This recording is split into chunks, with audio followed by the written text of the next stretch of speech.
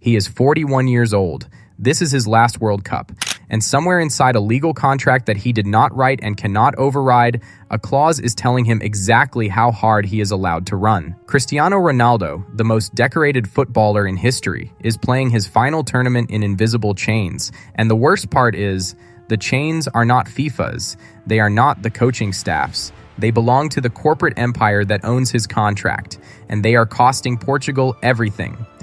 Watch the footage carefully, not the highlights, the full match footage. Watch Cristiano Ronaldo specifically, not in the moments when the ball comes to him, but in the moments between. Watch him pull out of a mid-pitch sprint he had started.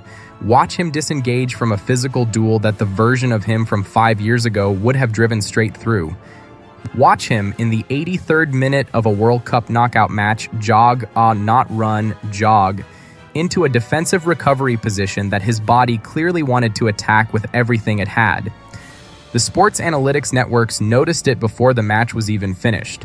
The data that emerged from Portugal's round of 16 fixture told a story that the broadcast commentary was not equipped to explain. Ronaldo's high-intensity sprint count was not just below his career average. It was below the threshold that any of the other 9 outfield players on the Portuguese side recorded across the same 90 minutes. A player who, in his physical prime, was measured as one of the fastest human beings ever to play professional football. A player whose explosive acceleration had for 20 years been the single most dangerous weapon in Portugal's attacking arsenal, was operating in a match that he clearly wanted to win with a physical output that the data described as deliberately managed. The question that every analyst, every journalist, and every Portuguese fan watching from home was asking simultaneously was the same question, not, is Ronaldo past his best? That question is too simple for what the data was showing. The question was, why does a man who visibly wants to give more keep stopping himself from doing it? The leaked contract documents answered that question, and the answer was not football, it was finance. The documents that changed everything arrived through a chain of whistleblowers embedded inside European sports agency networks, individuals who had access to the internal legal architecture surrounding Ronaldo's international release terms and who made the decision, at enormous personal professional risk, to make that architecture public. What they released was not a rumor, it was a contract. And what the contract said was this: before Ronaldo's club backers, the state-supported corporate entities whose financial interests the contract was written to protect agreed to release him for World Cup 2026 duty. They enforced a binding physical indemnification clause as a precondition of that release. The clause, rendered in the precise language of international sports insurance law, establishes that if Ronaldo sustains a major soft tissue injury, an ACL rupture, a grade 3 hamstring tear, or any ligament damage classified as a long-term recovery event during the course of his international tournament participation, the Portuguese Football Federation becomes directly, immediately, and legally liable for financial default penalties to his club backers. The figures in the leaked documents are not symbolic. They are the kind of numbers that could functionally bankrupt a mid-sized national football federation inside a single insurance claim. What this means in practice, on the pitch, in the 83rd minute of a World Cup knockout match, is that every explosive sprint Ronaldo takes carries a financial calculation attached to it that no other player on that pitch is carrying. Every physical duel he drives into is a risk assessment, not just an athletic decision. Every recovery run he pulls out of is a legal liability he is choosing to avoid. The coaching staff are not managing his fitness. They are managing their federation's financial exposure.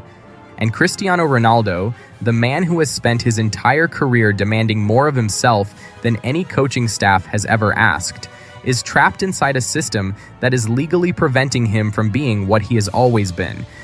There is something genuinely heartbreaking about what the leaked contract documents expose when you place them inside the context of what the World Cup is supposed to mean.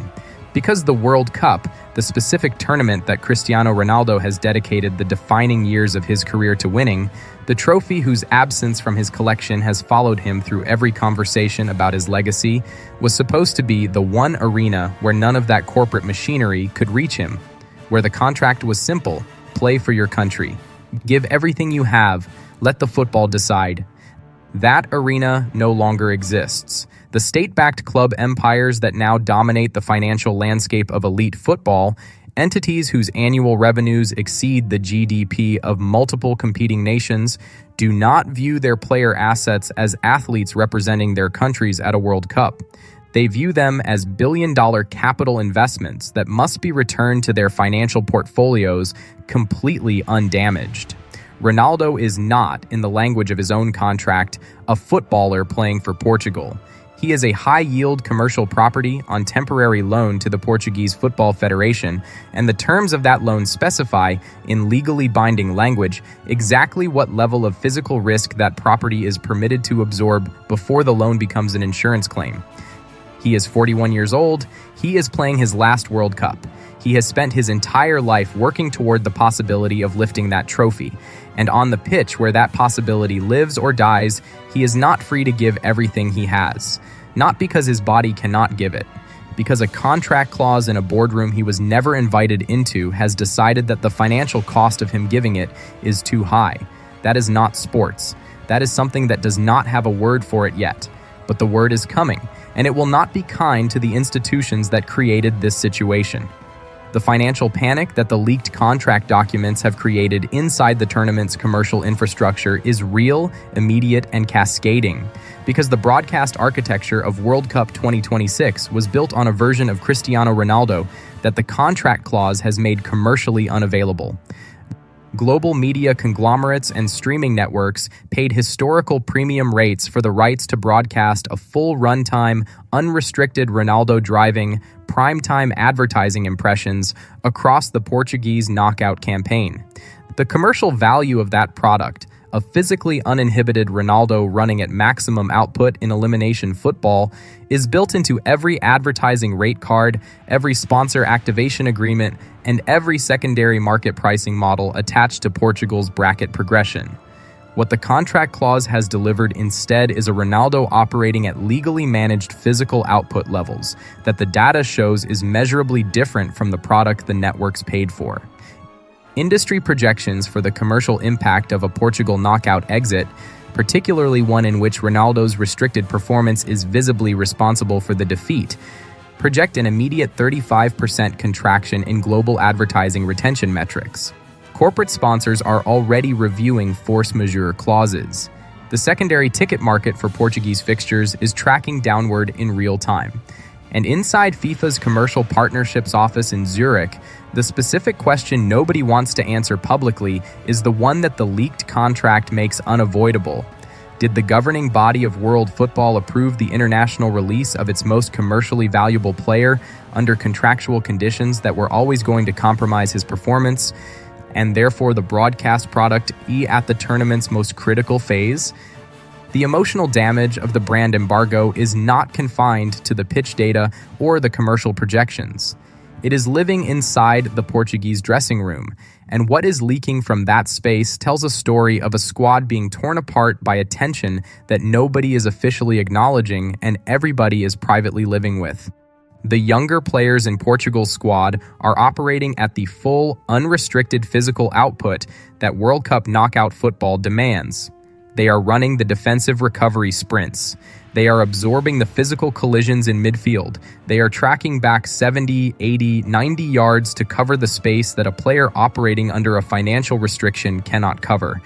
They are doing it match after match across compressed recovery windows, with the full awareness that they are compensating for limitations that exist not because their captain's body cannot function, but because a legal document says it must not. Here's the verdict, delivered not with anger, with sadness. Cristiano Ronaldo did not create this system. He did not write the clause. The beautiful game survived 1998. It survived 2015.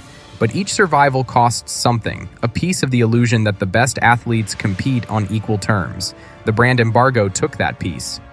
On the pitch where Ronaldo plays his final international matches, he is not free.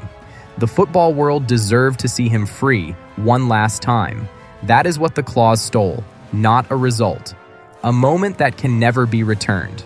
Drop your tribute in the comments. Like, subscribe, and we will see you at the next file breakdown.